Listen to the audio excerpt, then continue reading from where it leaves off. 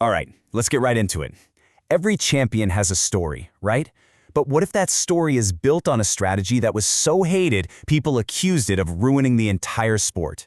Well, that's the story of the New Jersey Devils, a team that basically made a deal with the devil, trading popularity for a permanent place in hockey history.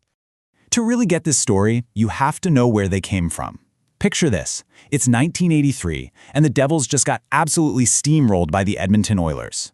And after the game, the greatest player of all time, Wayne Gretzky, calls them a Mickey Mouse organization.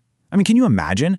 It was this massive public humiliation that just perfectly summed up how everyone saw them. They were a joke. And you know what? Gretzky wasn't exactly wrong.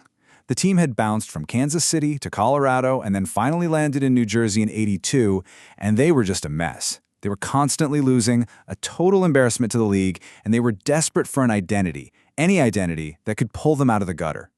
So that brings us to one of the biggest questions in all of sports.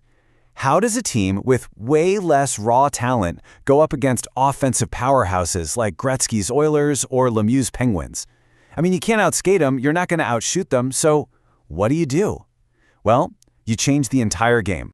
The Devils found their answer, their pact, in a system called the neutral zone trap. See, the trap wasn't about scoring more goals. Nope. It was about making sure the other team couldn't score at all.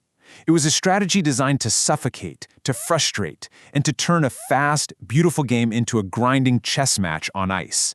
This was their bargain.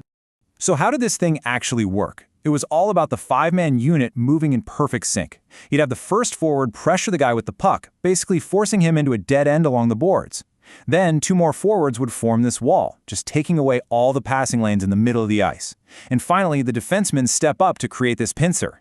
The whole point? Force a turnover, kill the attack before it even starts, and just grind the other team's will into dust.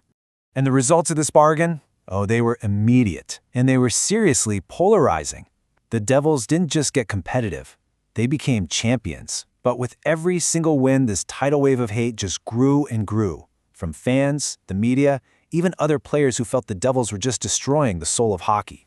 And just look at this timeline. 1995, 2000, 2003. 3 Stanley Cups in less than a decade. The Mickey Mouse organization was now a full-blown dynasty. That hated strategy, it didn't just work. It made them the absolute kings of the NHL.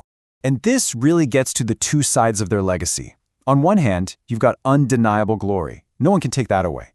But on the other, just pure vitriol. They were called boring, unwatchable, and they got blamed for kicking off what everyone now calls the dead puck era, a time of super low-scoring, clutch-and-grab hockey.